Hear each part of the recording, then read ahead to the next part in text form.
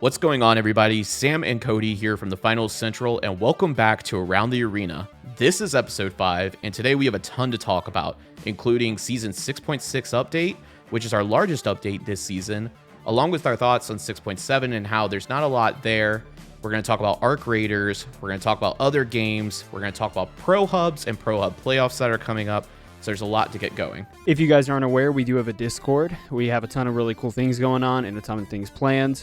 Great place to LFG, chat, talk about all things the finals, and even a little bit of Arc Raiders. But we'd love to have you in there, so take a look down in the description. We'll see you guys there.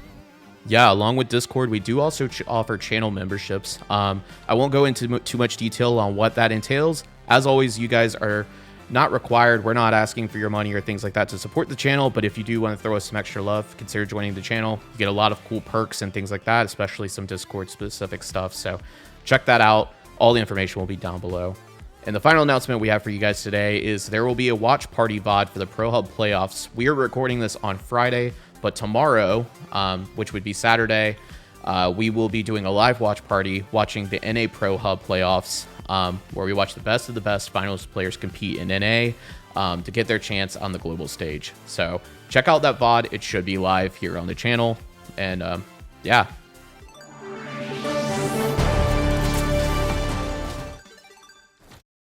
All right, so our first topic that we want to jump into is actually not a finals topic. We're going to keep things fresh and start off with maybe a hotter topic, and that's actually Arc Raiders. Cody and I did get the opportunity to get some keys. Granted, we did gain access pretty late in the play test, but Arc Raiders did have their second technical test over the weekend, and we did check it out for probably the last 2 to 3 hours of the play test and kind of wanted to give our initial thoughts. So, Cody, what are your initial thoughts on Arc Raiders? Oh, dude, I'll be honest with you. It's a little bit of a tough call. I'm not the biggest fan of extraction shooters, and I think it's one of those things that are like great on paper, right? You hear this, genre of like, okay, it's everything you love in a shooter. There's loot, there's tense gunfights, there's risk, there's reward. But a lot of the times, like in practice, I just feel like it's so much more work than it's worth. But I want to like it. I want to get involved. I want to try it. I really do. Yeah, I totally agree. I've given quite a few extraction shooters a fair chance, I feel like. I tried Tarkov. I don't have a PhD. The circle or the cycle. Well, I was going to say, I've tried Tarkov, and I don't have a PhD in gun building, so that game has turned me off, unfortunately. I don't have the time to learn it. The Cycle Frontier is another game which people probably don't even know what I'm talking about or have forgotten already what that game was, but I actually enjoyed it when it first came out. But, just like any other extraction shooter, if you don't devote your life to it, you're kind of going to get ran over. I have also tried Battlefield's extraction shooter mode. I actually thought it was pretty fun. It got a lot of hate, but I thought it was pretty cool. Obviously, there was Warzone DMZ. Not very rewarding to play. It was a lot more casual, but the loot you were picking up 90% of the time just didn't feel like mattered, which is to go hand in hand with Warzone to me, but that's another topic for another day. Have not tried Marathon. But with Arc Raiders, I did find that the world was pretty cool. I thought our first couple runs were a lot of fun.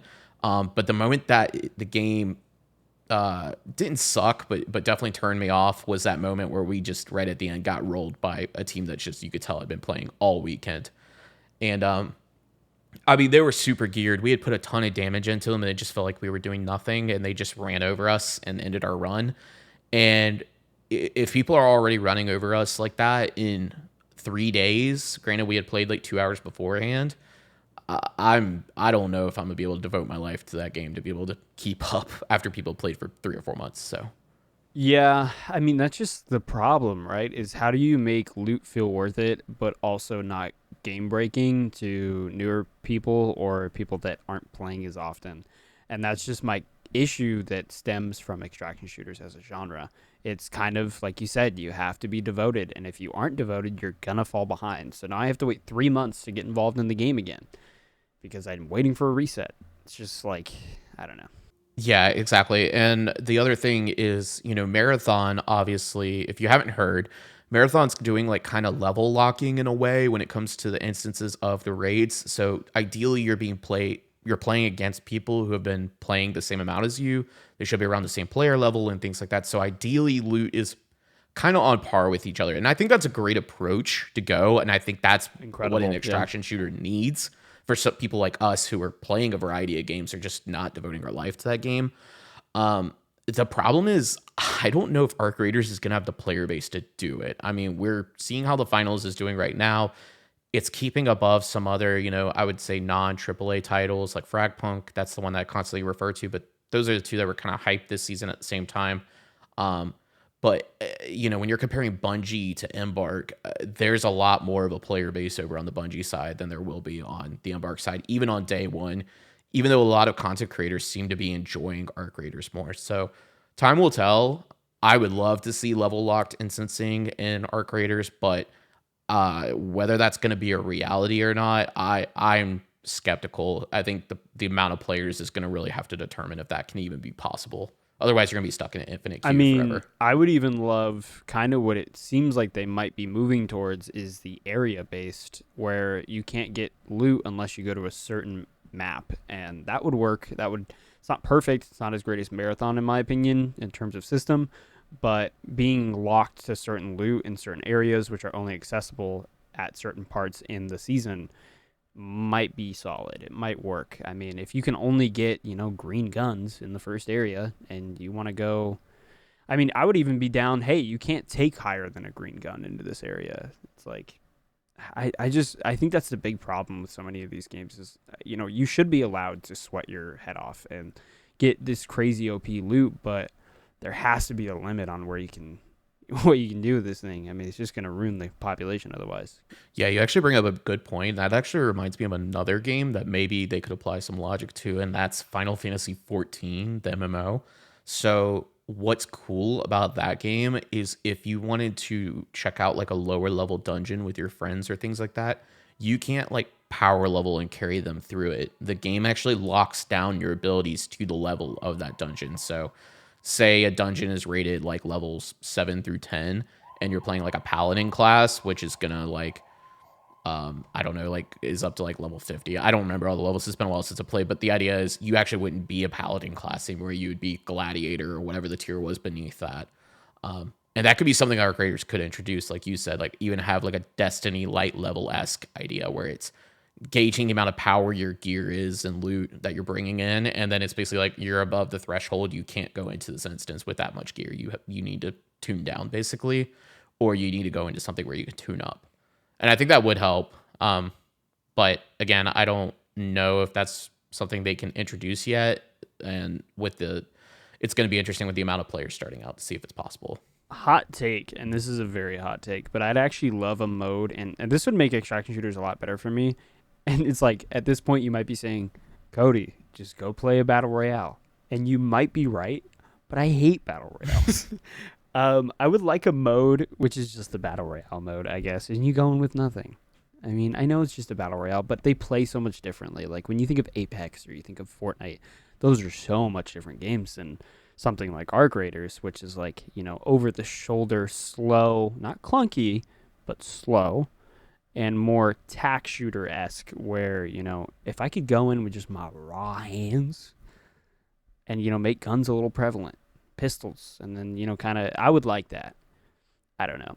I don't know. I mean, it's just, I just have issues, I guess, with the extraction shooter genre. It's just a little iffy for me. Yeah, I do too. I agree. It's hard to execute to where it can satisfy everybody, and maybe they don't want to. Not even Arc Raiders, just the genre in general might not want to. And I'd actually, that's okay. Not to even get into it, yeah, absolutely, it could be okay. But I'd kind of like a game that crosses PvE with PvP in a way of like, you can get certain loot in a PvE area only, and then certain tiers of loot is locked to like PvP. Kind of like Division. Yeah. I'd love that. I'd love another Division that was, had a little bit more love to it. Because Division was one of my favorite games. I mean, the fact that you had, this looter shooter, but then you could go into this place, it's like all hands are off. Like anything goes down, but that's the best place to get the best loot. So I love that. So maybe if they could introduce something where I can just go farm some loot in this PvE area only, and it's not great loot, but it's just something that I can go in so that the threshold is, the bar's there. I would like that too. I mean that if you bring the threshold closer to like, you close the gap, that kind of fixes the issues of like people playing too much in a way. But then you run into player retention issues, so I don't know. But it's just an idea. Yeah, absolutely. So that kind of brings us to a next topic, which is what are you currently playing, Cody? Dude, you don't want to hear it right now. I'm dedicating my life to Oblivion Remastered. The best game of all time. The game of the year 2025. The re-release of the year 2025. It's not game of the year 2025, but it is a it is a great game, and it's so good. And this might sound like this might sound like a bad thing, and I'm really putting I'm getting personal with everybody right now. I've never played Oblivion before. I've only played Skyrim. I'm a young man, okay? Oblivion came out when I was like 6, guys. You might want to hear it, but that's just what happened, okay? I got it from GameStop because I thought I was getting Skyrim for my brother, and he was like, dude, this isn't Skyrim. This game's stupid. Take it back. So I took it back. I bought it for like $6 at GameStop when I was like 10. Yeah. Skyrim was cooler, dude. Sorry. I have not checked out Oblivion, but I also was not. I tried Skyrim and started it about 10 different times, and now every time I load up into the cutscene, I completely different game. Yeah, well, it's honestly such a different game, dude. Like Oblivion's such a better role-playing game. Skyrim's like an action-adventure game in comparison to Oblivion. Yeah. Well, I ruined my save in RPG. Skyrim one time and then restarted the game, and then now I've bought it on numerous platforms, and I load into the cutscene at the beginning, and then I get traumatized and all F4 every single time. That's by my gameplay. I'm just saying, real gamers still play Skyrim on their Alexa. Yeah. I'm just saying. I play it on my Nokia. That's the real platform. Yeah. On my TI-84 calculator.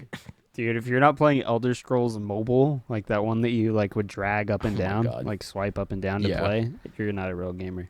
Yeah. Well, I am playing the real game of the year this year, and that is Claire Obscure Expedition 33.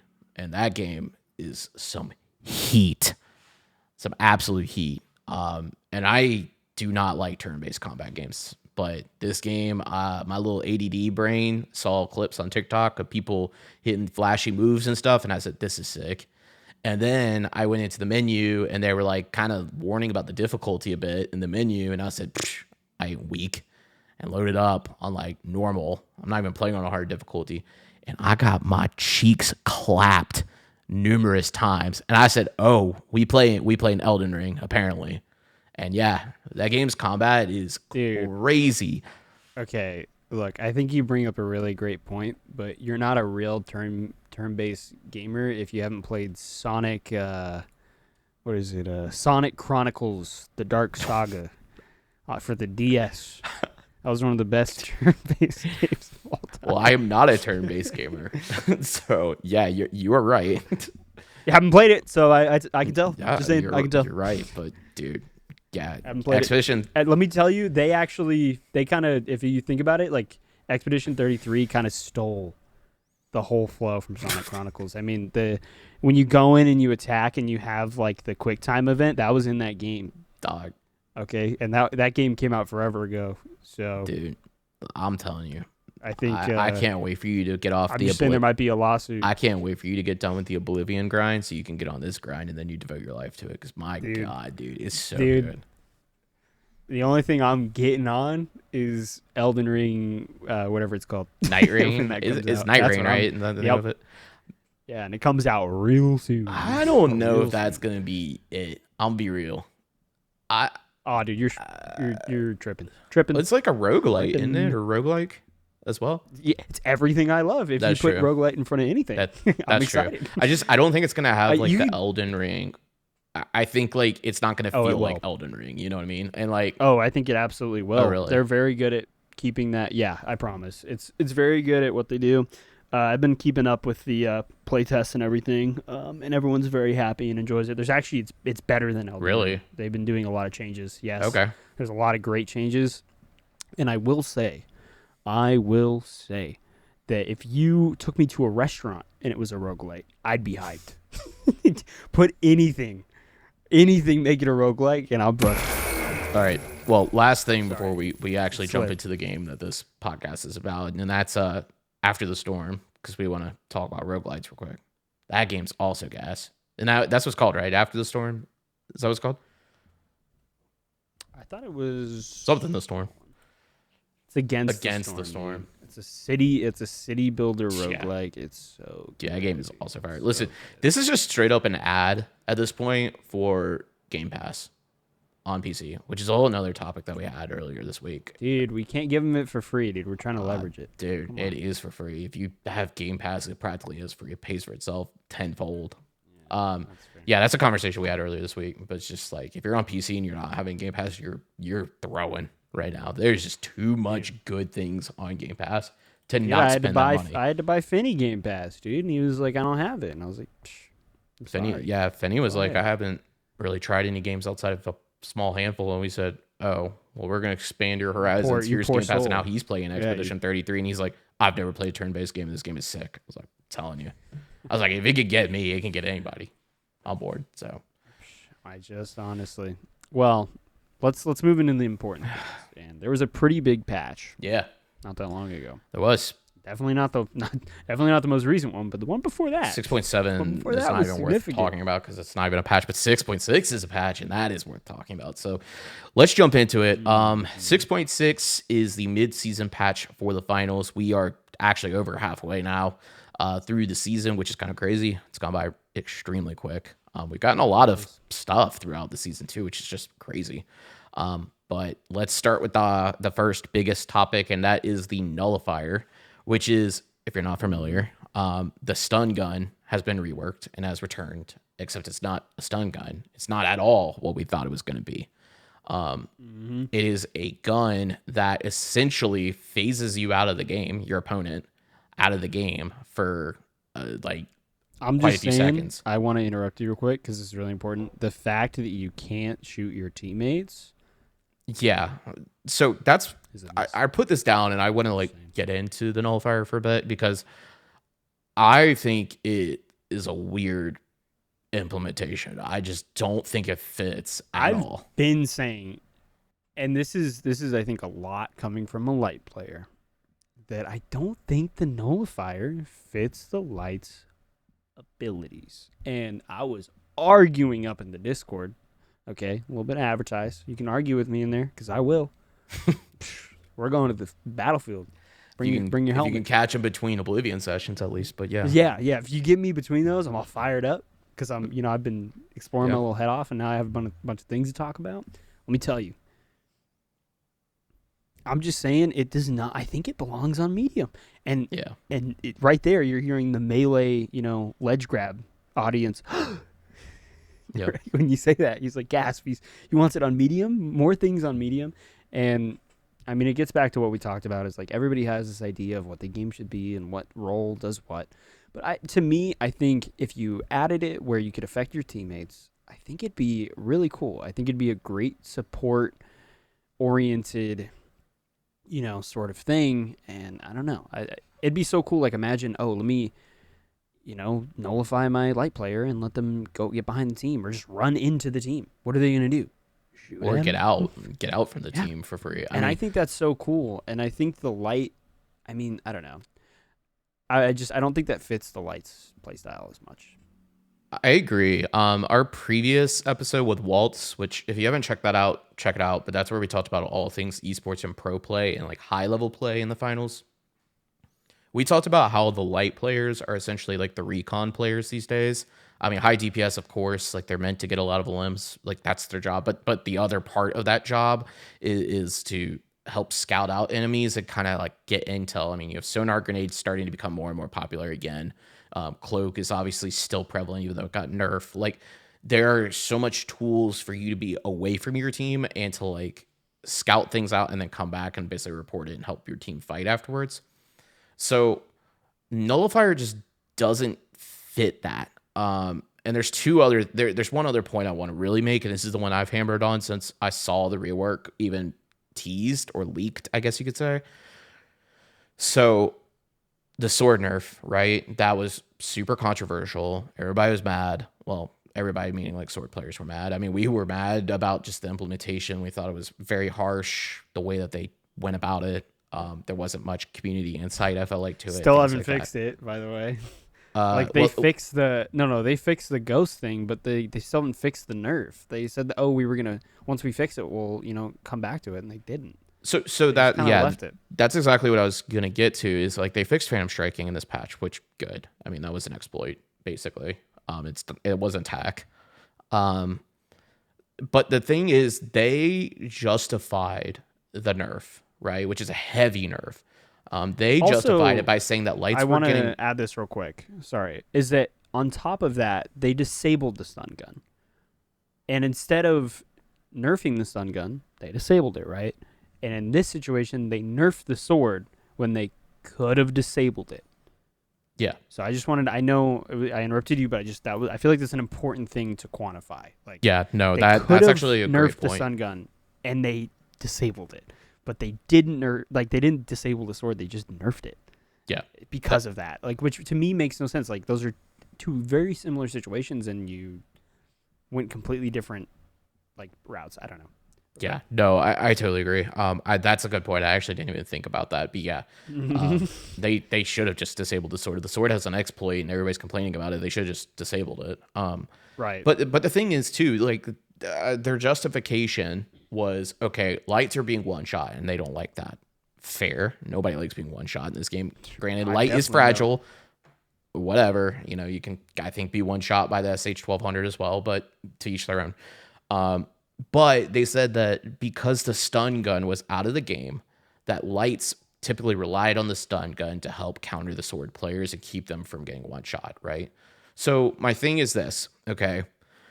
We thought the stun gun was going to come back, and it was going to be a hold to stun kind of trigger, right? You Everybody stand did. there, yeah, you stand there, you shoot the person, you have to stand there with it out, holding the trigger down to keep them stunned, which is like the heal beam essentially on medium, right? Instead, what we got was this nullifier, which what it does is it phases the player out of the game. Think it's like basically kind of the same animation as when you're being defibbed, except you can move. You just can't, and you can reload your weapon, which we'll get to in a second on how that's crazy. But you can move, you can escape if you're a light. Granted, you can't use dash or anything, but I mean, if you have higher movement speed than a heavy that's chasing you, well, guess what? You just got away. So, on top of that, when it comes to the sword, you nullify the sword player. What are you doing? You're just delaying the inevitable, right? You can nullify him. You could stand there for 3 seconds looking at him. And then guess what? As soon as he comes out of the animation, he's holding right click. He's tearing you apart anyways. It doesn't matter. And on top of that, unless you're running dash or grapple on light, you're not getting away. He's not moving slower. You're not moving faster. There's nothing bridging the gap unless you're happening to be running dash or grapple. So for me, it doesn't solve the problem that they said was the justification point for the sword nerf. I mean, it was the one thing that they said was why this existed. So I find it just super confusing. It is a cool weapon. I definitely agree. It should be on medium. I think being able to shoot my teammates and bail them out of a bad situation would be so sick and so much better. But I mean, that's what we got. So It is what we got, and I think it's still a little too early to make any official calls on it, but all we can say is that it's interesting. However, there's a few other changes we want to get into, which is the health canister, which did exist before, and it was only in, I think, World Tour, if I remember correctly. Now it is in every mode, including ranked. yeah. So health canister is back. It's sort of like a barrel that you can find on the ground. It's like a sort of sphere looking thing, and you throw it or shoot it and it splashes and it creates a mist that heals you or anybody inside. I have had a hard time confirming this because it seems a little like inconsistent, but it does seem like to me you get a small healing burst if you were like basically explode it at your feet or throw it at your feet, detonate it on yourself. I don't know if that's confirmed. I could be wrong. I've had very mixed interaction with it. Could have been my time to heal or whatever ran out as I was throwing it, so I started healing from that even. But at least it does seem like it starts health regen. The regen from the barrel is pretty slow in my opinion. I don't think it's as strong as maybe people thought at first. People were thinking Data Reshaper was going to be back on medium. I don't think that's the case, but I haven't played a lot this week, so I will preface that. But yeah, it's cool to see it back. It is sort of an implementation of like the STEM idea, which some people did not like, but by at least my interpretation of the STEM idea when we did our episode with Shock was, not necessarily that it heals you, but it just starts your health regen. I do like that. I think it's good because if you get shot, it stops again. So who cares? But yeah, anyways, that is back. There's not really much else to talk about with it. But yeah. Yeah, the only other thing that I think we definitely want to talk about in terms of like big stuff, at least for me, is I definitely think the Winch Claw is interesting. I mean, the fact that, it got nerfed, and it was a pretty substantial one, and I've always felt like when I've played heavy, especially after that nerf, that when you Winch Claw somebody, you die sometimes, and it's really like a 50-50, and I feel like the Winch Claw is supposed to be this skill shot that gives you an advantage, and it really didn't at the time, because, with how prevalent good hip fire is on a lot of the weapons in the pool, you just get a ton of damage, and you're stuck in the animation when it should be the other way around. Like, why am I putting myself in this long animation? And so my idea originally when that happened was like, okay, either make it so hip fire is really bad, or make it so I can hip fire while I'm winch clawing. And they went with the first one, which was make it really bad. They essentially, you're put into like it's like the falling state, I guess, like when you're falling, so the recoil is all over the place. Yeah, it's just like if you were falling off of a building. Per their notes, that's what it says. It's great. I'm excited. I think Winch Claw is going to get a little bit more usage again, just because I feel like that nerf hit it pretty hard. If you're not familiar with the nerf, it was depending on the range that you hit it at, that changed the stun that was applied to the person, and it got to the point where pretty much 9 times out of 10, it was just less stun overall.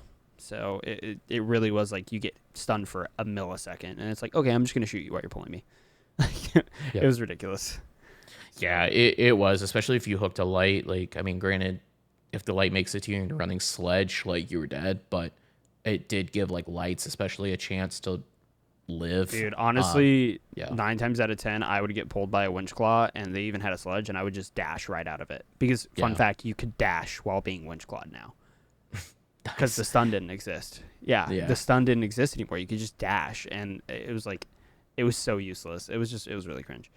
But also, the Arn got a reload buff, which is pretty insane because I think the Arn is just really slowly catching up. It's going to be a problem. I think if the XP 54 gets nerfed, the Arn's going to be right there. It's going to be very, very hard to argue.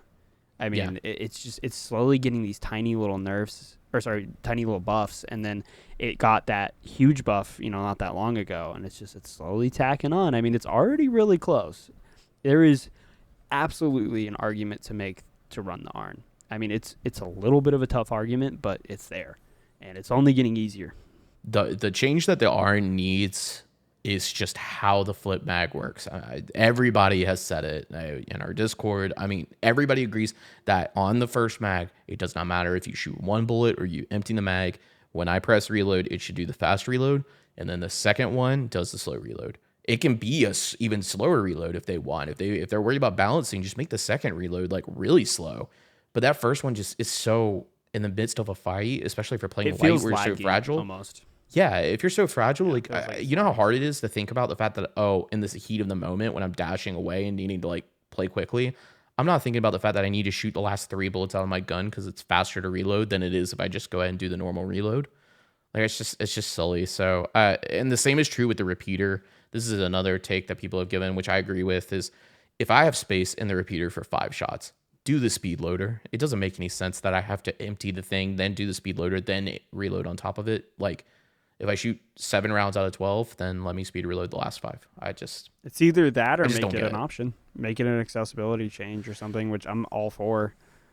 It might be cool where, make both people happy. If you wanted to always prioritize the second mag, then do it like that. Or if you want it, I could understand arguments for both. The next one is the Cerberus nerf, which is a pretty controversial one because I don't personally agree with it, but a lot of people have this idea that the Cerberus is really bad. So I No, don't know. I think especially in higher elo play and in pro leagues, it was kind of apparent that the Cerberus is really kind of reigning king at this point.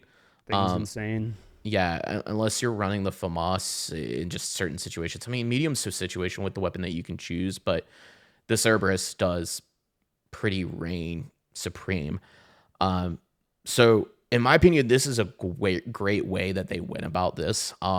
What they actually did was they decreased the pellet count down from 12 to 11, which just lowers the max damage per shot minus the fire damage from 120 to 110. So, the incendiary round, which is what people find most annoying about the weapon, including myself, because there's no damage fall off from it, is still the same.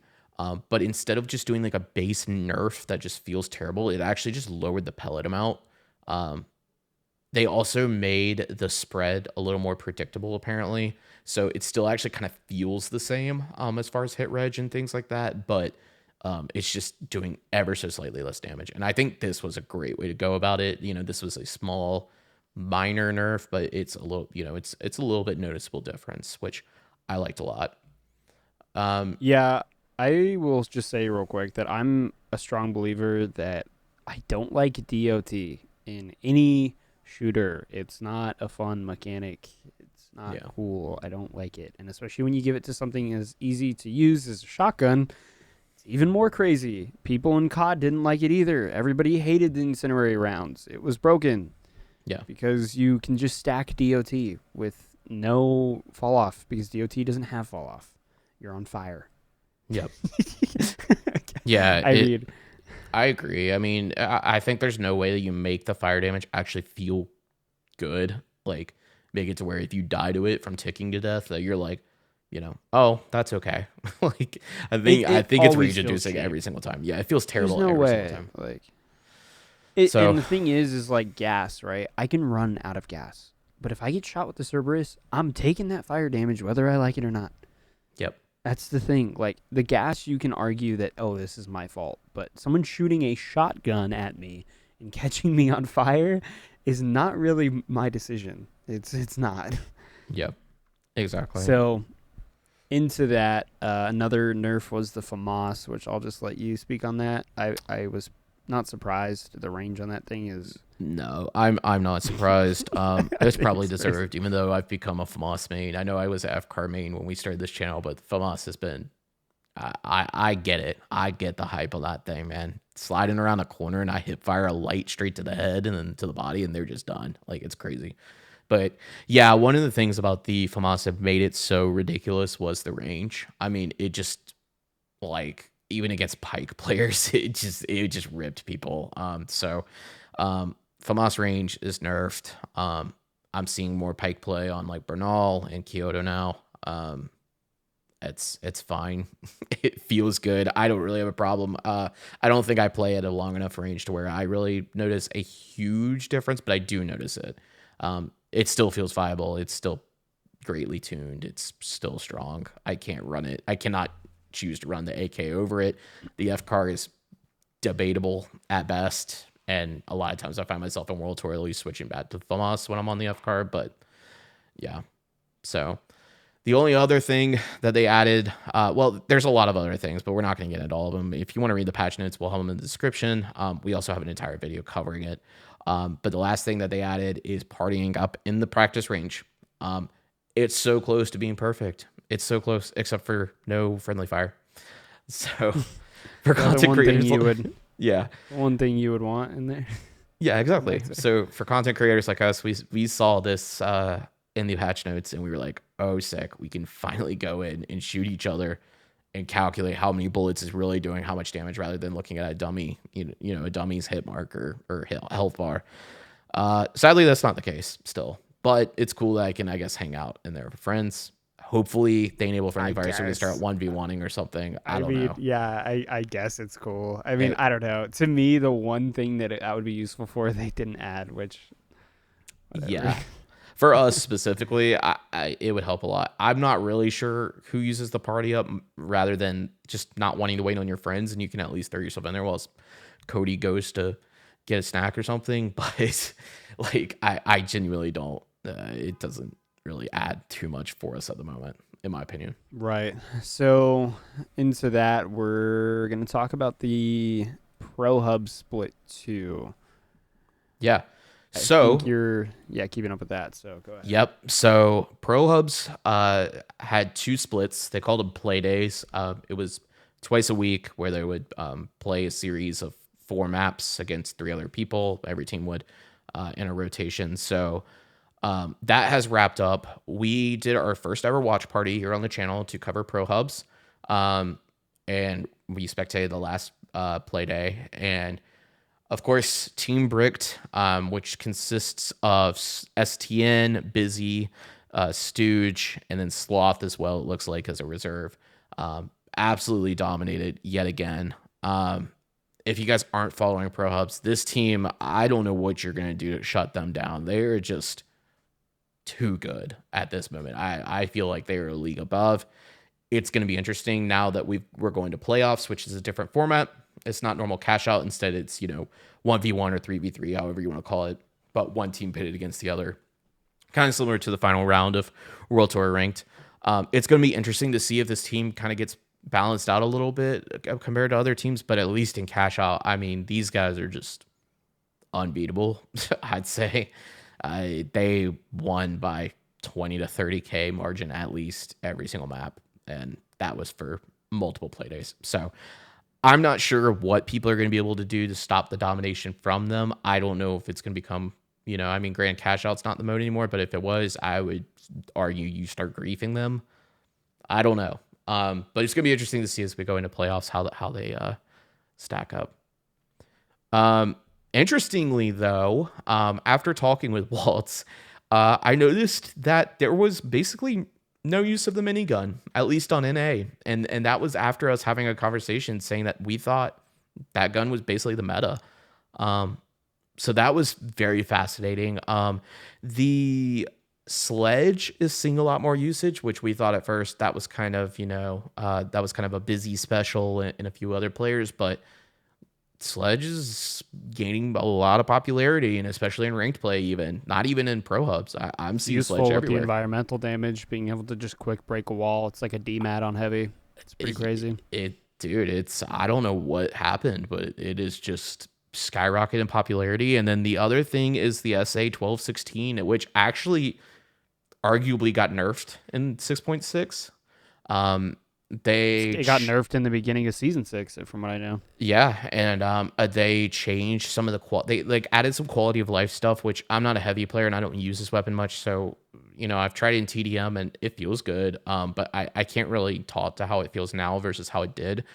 But I did watch Busy's stream pretty much all day while I was working. And this was on the release of 6.6.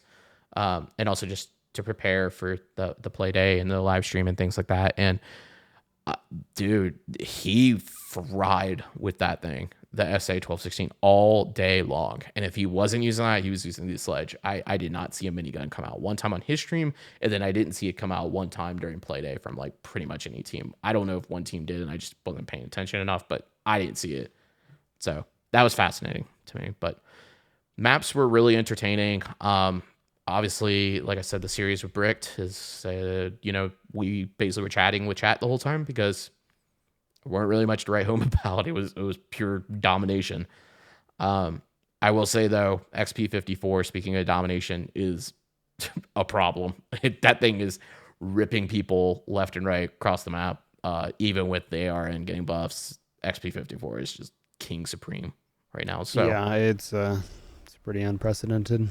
Yeah, I don't know what they can do to nerf it where it isn't gonna make it useless, and the ARN takes its place, because that, like I said, that thing is not very far off. In my opinion, I think it will be a problem in the near future of the XP54. So I don't know what they can do to make it more in line without severely hurting its viability. I don't know as well. And interestingly enough, there's not a breath of word about it on any patch note this season. Maybe they're happy with it. I don't know. That might be where they want it to be. I don't know why you run anything but it. It's too good. right now. Dude, I the think if we see 93R changes, is it's gonna be in crazy, season bro. 7. But Nah, you know, dude, the 93R, bro. I mean, sure, in World Tour maybe, but at this level, absolutely not. No, Nah, dude. if you're not running the XP, you're selling. I mean, I do see people. We obviously have people in Discord that run the dagger. That they fry with that, but that's a different story, and I think that's a whole nother skill set. But Right. XP54 is just ridiculous. So Yep. I will say though, as a medium player, I'm happy to say that medium I think is actually in a really solid place with weapon variety usage right now. FCAR, FAMAS, and Cerberus, I would say are kind of interchangeable. It just depends on your team's play style, especially in the ProHubs. We saw a good mix of all of it, and to me that's a good sign. So I think medium is in a pretty good happy place. I can tell you as a medium player, I'm sick of getting ripped by the XP54, but whatever, you know. But I will say I enjoy the fact that the medium, I'm seeing a good variety of weapons being chosen. And I'm even seeing like Cerberus being ran on like Bernal, which is, in my opinion, the most open map. That's the map that I always say you run the FAMAS or you run the Pike on. I'm seeing Cerberus coming around with the mat, which is just crazy to me, but, you know, yeah. So, I mean, that's pretty much everything in terms of updates. I mean, 6.7 was, which is fine. I mean, it followed a pretty insane content, drop, and it's not like we're going to get that back to back in any game. So, yeah, 6.7 was just whatever. It was just, some new World Tour stuff, and yeah. It's nothing. Arguably not new. It's the return of the Valentine's Day World Tour, where you eliminate an enemy and they turn into a grenade, and you can throw that grenade and it does a bunch of damage. Or if you stand near it too long, you die or almost die. That's it. I mean, that is literally the patch notes. And then some cosmetics. So, we're not missing a lot there. One thing we do want to talk about, which is not finals related, but it's important to me, is Destiny 2 might be back, dude. Oh God. We're gonna quick change the channel. Oh God. Destiny Central. Destiny content is perfect. It's never had any bad times. We're so back. The degen times in our lives are so back, y'all. I'm gonna have two wolves fighting in me, which is my professional career and Destiny 2. And one's gonna start suffering. I don't know which one yet. You know what's bad is there are numerous people, including some of our members on this channel, that are already talking about the fact that they play Destiny and they're ready to play with us. Like we might have a Final Central raid squad already. And that's fine with me, dude.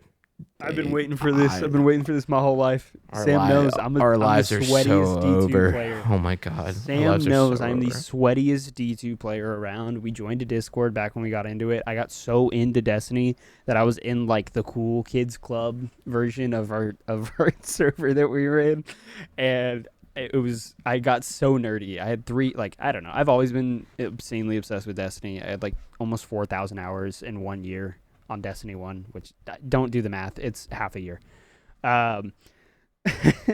In a year. Yeah. So that's not a good thing.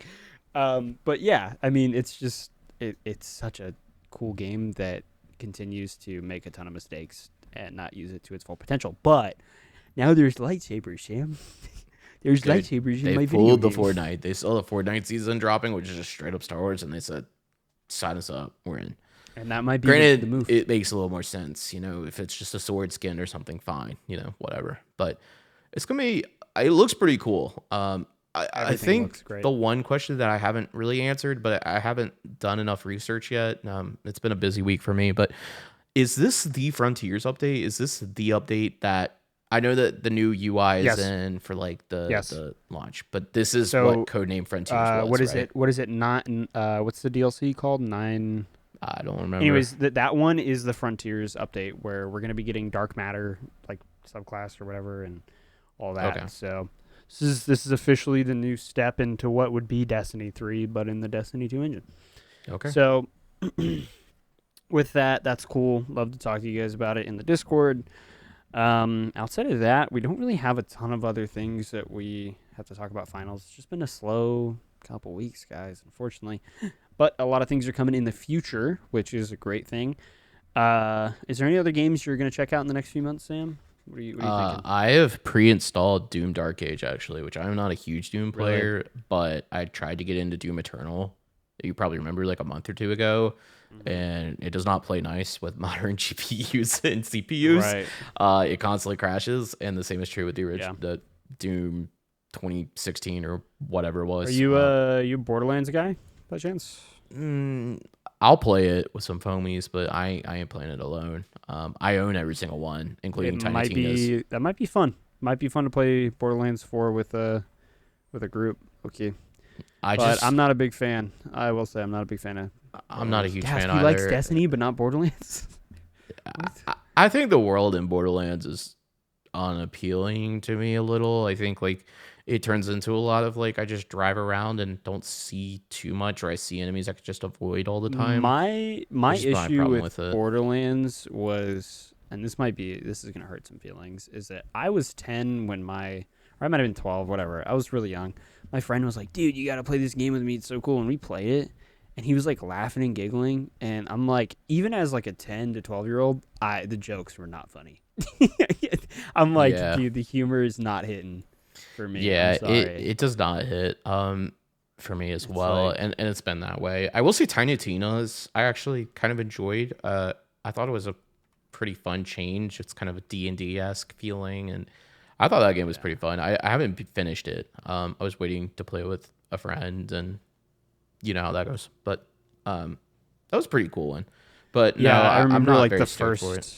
I don't know if it was the first boss or whatever. Like the mech was. It was like technically the first boss, I think, in Borderlands 3. And like my friend was like, "Yeah, isn't this so funny?" And I'm like, "No, no." I mean, the Yeah. game's fun. My issue is I think they like a lot of the classes were just not that interesting to me, just because they were all like, "Hey, here's a different way to shoot," which I think that's Yeah. where Destiny does it a little bit better. Is the abilities are a little bit more interactive, I guess, a little bit more different. It's not just like shoot thing Throw differently. Nova Bomb, do 1 million damage, see giant yellow number on screen, be like, oh Yeah, yeah. yeah, yeah. But yeah, I feel like Borderlands was a lot of like, oh, you can set up a turret, or you can like, here's your alt, and you just pull out like a bunch of guns and you shoot more. And that was kind of to me what a lot of the classes were. And I know a ton of people are going to be like, no, you didn't do this and you didn't do that, which you're right. You're probably right. Probably didn't play enough of the game. It's just, I think those are important things that you should start off immediately. Like classes should feel distinct and interesting. I mean, the first time I played Destiny, every class was like this new thing. I was like, there's just so much different things to I do. had a And tough head and decision to shoulder picking charge. one, and then I felt bad for not picking And then you any of the picked the other two Warlock as well. anyways. Yeah. Or Titan, if you want to be miserable like me.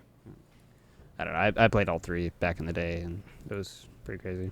Yeah. They're all fun, but It's because you needed a hunter for PvP, and then you needed a warlock for PvP, and then you used the Titan for occasionally a raid, and that was yeah. it. Yeah. And then Twilight Garrison came out, and then you were like, "Oh, Never mind. oh, never mind. I'm gonna run Titan." Yep. So yeah, And no, hammers. I probably Yeah. won't check out Borderlands 4 unless I get peer pressured into it, or if it's on Game Pass. Plug. That No, we're would be not plugged. So, huge. dude, That would be huge. Microsoft sign us up, but What uh, is there anything else? I mean, yeah, just Elden Ring. I'm super excited about. uh, the Dune MMO is getting a playtest soon, which I don't know There's if a you follow Doom that at all. MMO. Yeah, and it actually looks really good. It sounds like the early access period's gonna be like the first like 20 hours or something. Like, I'm definitely excited for what is it? Some of the Nintendo games that are coming, but if I can get a Switch too, I'm saying, dude, if I want to spend the money on a Switch too. I think I will. I think if I can get my hands on it, I'm bummed because I have a Switch 1 and I also have a PS5, and I bought the PS5 during COVID, and I bought it because I was like, oh, a bunch of exclusives I want to play. I want to play Miles Morales, I want to play Spider-Man, I want to play God of War, I want to play The Last of Us, like games that I hadn't played or wanted to replay. And now they're all on PC. So now I'm like, I Marathon's don't. out on the 23rd of September, which is pretty interesting. Which one? Marathon is out September 23rd. Oh, yeah. Yeah, it's not Pretty long soon. from now. No, it's not long at all. So we're gonna see. I mean, I would be nervous if I was Embark, and Marathon like really does bad, because while it might be a very different game, that's still an extraction shooter that failed fairly recently. So I would think that would be hard from a business perspective, like with investors and stuff like that. I will say the one thing I think Arc Raiders has going for it is that between the two playtests of Marathon the other week and Arc this past week or whatever, community sentiment across Twitter, Reddit, etc., that aren't just Embark fans, sound pretty positive toward Arc Raiders, and Yeah, I was surprised they got a lot of pretty heavy hitting content creators on that game. I was pretty surprised. I mean, they definitely got some people who I'm not going to name, but are a little known to shill a little bit. But I will say those content creators, along with others, were, I felt like, shilling Marathon a bit at the beginning of the playtest, and then gave their final thoughts after, and it was not in alignment with what they said at the beginning. They found some pretty troublesome flaws with it that they didn't like. I did not see really any of that with Arc Raiders. I felt like people who really liked extraction shooters really liked Arc Raiders and felt pretty positively about the game. So the fact that this came up after it and did pretty well from what I'm seeing, I think it has a chance, even if Marathon fails.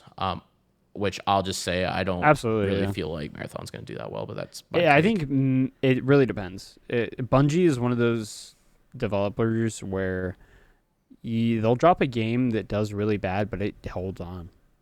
I mean, look at Destiny. It has almost died more times than I can count. And let me just give you a rundown. D1, okay, is probably one of the worst games ever, and it is my favorite game of all time. There was 2 years where you didn't get any content, and somehow the player base existed. And that's something that is different with Bungie games, dude. Something about like the player base, like the game could be in the worst state, most boring, no content, everybody hates themselves, and yet everyone gets on every day and keeps playing. I think the weekly reset is what keeps that game alive, for sure. I think so to an extent, but also like the weird thing is that D1, like, yeah, we went through the worst spot ever, and then Taken King came out, and it was like amazing. And then it's just, I think what happens is people get so obsessed with riding the highest highs and the lowest lows, and it's just gambling. Because you're like, well, if I keep playing for 2 years, then I'll be ready. I'll be ready for when Taken King 2 comes out, and everything will be okay. Everything will be okay, Sam. And then it comes out, and it's great, and it's everything you've ever wanted. And then 2 weeks later, you hate yourself again. But that 2 weeks, though, was worth it. I stand by the best decision ever made was the fact that I played Forsaken, and then I didn't touch the game anymore, and then I played the end of Witch Queen, and then I didn't touch the game again until Echoes or whatever, the first episode of Post Final Shape.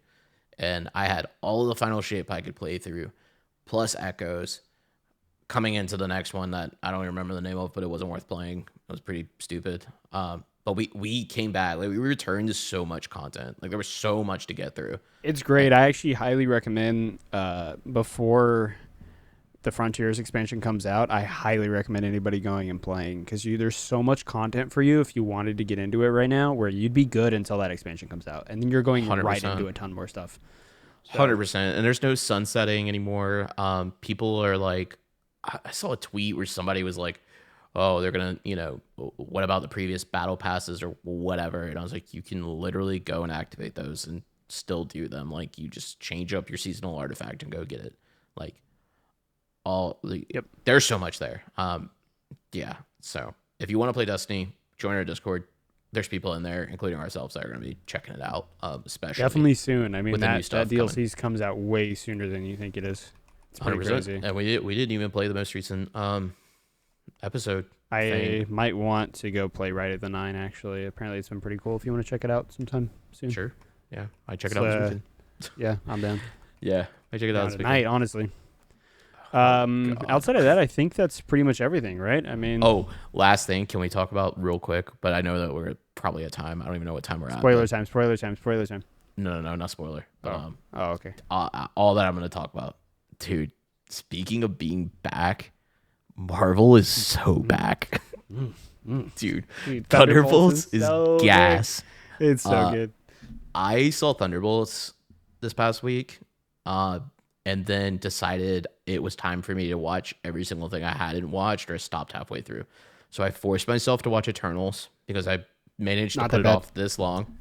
It was not that bad. It was mid. It was a 2.5-hour movie. I will say that. That was long for a mid movie. Better than it wasn't the Marvels. Bad. Better than the Yeah, Marvels. that's fair. They had cool powers. I mean, there was cool things about it. It just was like one of the best speedster scenes in real. ever. That is real. And also Proteus or whatever the dude's name is, that's like can generate like turrets and stuff and lock people down. That dude was sick. I will say. Bro's cool playing powers. Tor by IRL, bro. Bro, it's crazy. It was sick. Yeah. So I watched that. I watched the last like 3 episodes or whatever of Secret Invasion that I hadn't watched. I was mid. But Thunderbolts, if you haven't seen it, just to interrupt you, I'm sorry. I really wanted to get it off my chest. It is probably a top 5 for me. Sam, I think, disagrees. It's not a top 5 for him. Top 8. I think that's still crazy. I think top 5's easy. I think top 5 makes sense. I've talked to a ton of people. They agree. So that means Sam's wrong. I'm right. And then also, it is probably... Here's my argument where I think Sam is technically right, is that I think it's a top 5 movie until the last 20 to 25 minutes.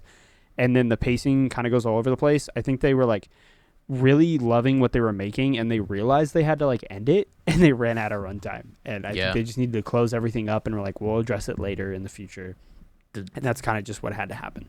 They needed almost a prequel Thunderbolts movie because it's almost like 2 movies. I'll be honest. It really is. It feels like 2 movies. They spend like 80% of the movie defining what the Thunderbolts are and who they are, and even becoming a team. And then the last 20 minutes is like, oh wait, we have like the plot that we established in the beginning. Yeah. Like we forgot that this is our like third act, and we kind of have to like make the third act happen. And the third act is great. It's just the ending. Feels a little unearned. And some people might resonate with it a bit more if you have like a history with those sort of things, and you might feel contempt or even satisfied, which is fine. You're valid for that. But to me, it felt like it needed a little bit more. And I that's thought it all was going to be another they lose moment, I'll be honest. I thought it was I was War just all saying over again. that, I was waiting for it. this is all I'm going to say, and this is not a spoiler, but when they panned up to the sky, real gamers know what I'm talking about, that I thought the movie was going to continue, and it was like a surprise moment where it's like, oh, we thought we were good, but we're not good. Yeah. It was not. The movie just ended. And that's why I was like, I was sitting there, I was like, and then it panned up and nothing, and I was like, oh, okay. Well, it's over then, I guess. Yeah. It's really sick. If you enjoy Marvel at all, definitely check it out. Fire movie. It is a fire movie.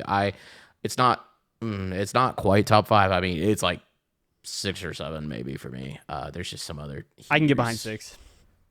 I'll get behind 6. Dude, it was close to top 5, and then I remember Shang-Chi just existed. Nobody had that on their list out of our friends, and I was like, that's a good movie that nobody thinks about, but that is a fire movie. The final act is a little bad. I think it makes up for it in the combat scenes, at least. It is straight up an anime fight scene. It's so sick. That movie is sick. Bro is punching rings out of the air, and it's like bullets, dude. It's so cool. Yeah. Anyways. But then there's a dragon, and you're like, what's going on? It's so sick. And then you remember that, so and you're sick. like, ooh, I don't know if I like this movie as much anymore. No, it's so cool, bro. Yeah, the other thing is Daredevil Born Again. I just watched that. That's fire too. Yeah. But yeah, 10 out of 10 as well. Way to keep the bone crunching violence in it. I'm so glad they did not water down that movie or show. Yep. Followed up with Echo. That was sick. So yeah, anyways, there's a lot of good stuff happening. Marvel. Very excited for Fantastic Four. We're big Marvel fans as well. We'll keep shilling our Discord, but if you want to talk Marvel, you know where to find us. Yep. Yeah.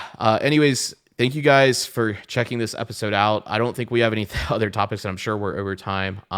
I know that this one, we obviously talked a lot about the finals with the patch notes, but also this is a bit more of a yap session. So hopefully you enjoyed this kind of conversation.